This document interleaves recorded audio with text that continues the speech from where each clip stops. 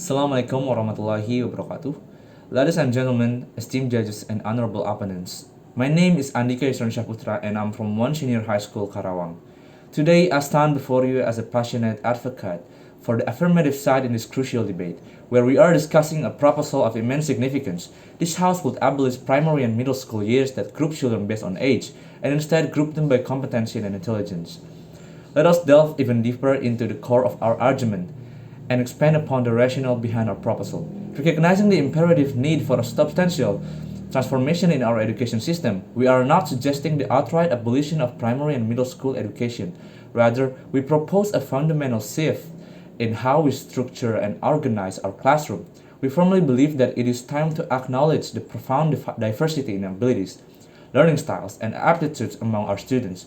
By advocating for grouping students based on their competency and intelligence, we endeavor to create an education system that is not only more inclusive but also more equitable and ultimately more effective. As an example, consider the case of Emily, a young girl with a remarkable aptitude for mathematics. Under the current age-based system, she is placed in a class with her peers, where the curriculum progresses at a uniform pace. Emily quickly becomes bored as she masters the concept ahead of her classmates, leading to frustration and a loss of interest in learning. However, if we were to group students based on competency and intelligence, Emily could be placed in a class where the curriculum is tailored to her advanced abilities. This would not only keep her engaged and motivated, but also allow her to reach her full potential without an unnecessary constraint. Conversely, let's look at the situation of Michael, a student who struggles with reading comprehension. In the current system, he is often moved to the next grade level, despite not having grasped fundamental literacy skill. Over time, Michael falls further behind, and his self-esteem suffers as he faces constant academic challenges. If we were to group students based on competency, Michael could receive the targeted support he needs to improve his reading skill before advancing to more complex subjects. This individualized approach would prevent him from becoming another statistic of educational disadvantage.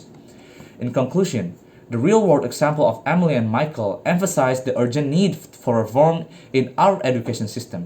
By grouping students based on competency and intelligence, we can address the unique learning needs of each child, ensuring they reach their full potential and become well prepared for the challenges of the future.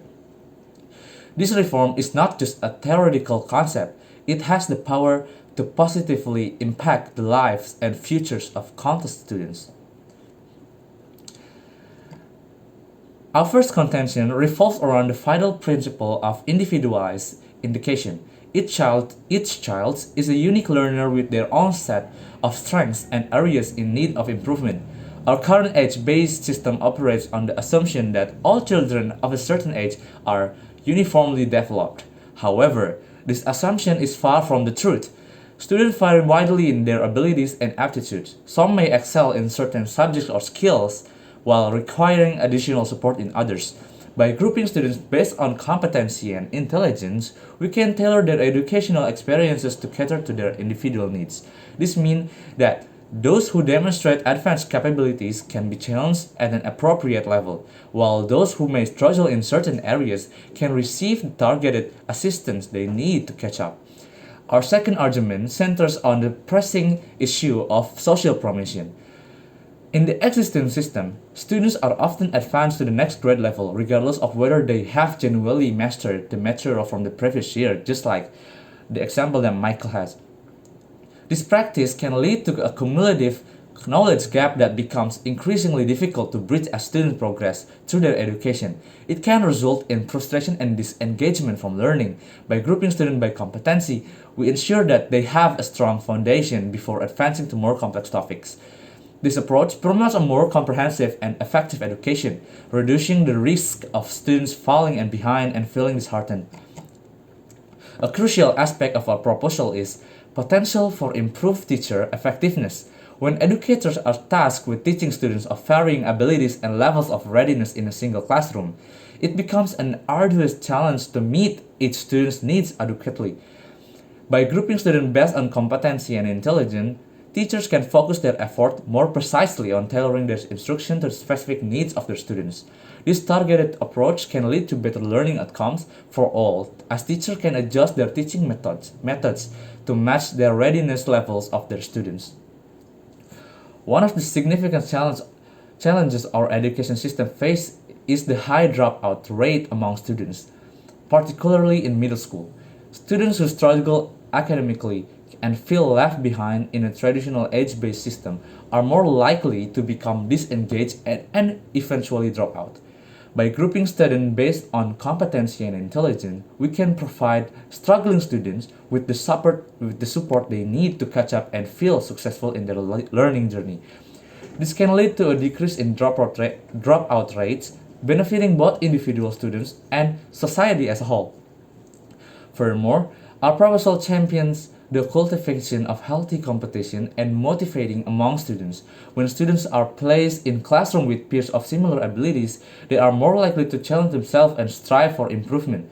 This competitive spirit can create a culture of academic excellence where students push each other to reach their full potential.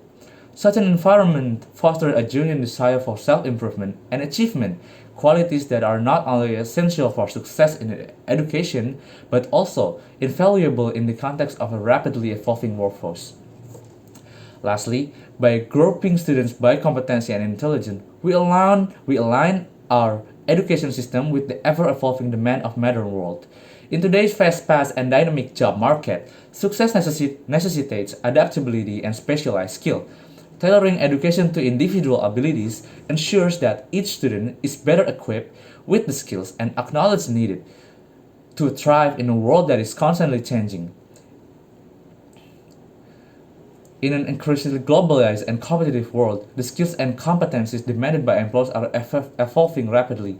Traditional education system may not adequately prepare students for the complex challenges they will face in the workforce.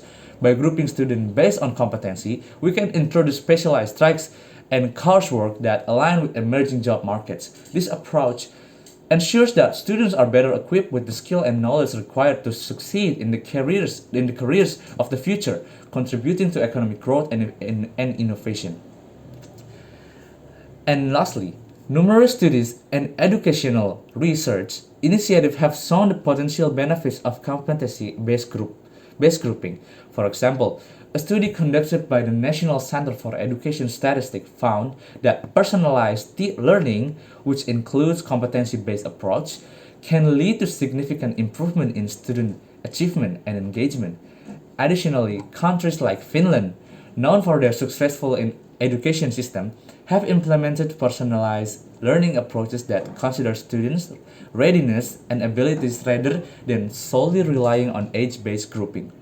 In conclusion, the affirmative side remains steadfast in our belief that reforming the education system, group children by competency and intelligence rather than age, represents a progressive and necessary leap forward. It not only promotes individualized education, eliminates the detrimental effects of social promotion, fosters healthy competition, and better equips students for the challenges for the future, but it also signals our commitment to creating a more effective, equitable, and inclusive education system for all students. We earnestly urge you to support this motion and join us in shaping the future of education. Thank you.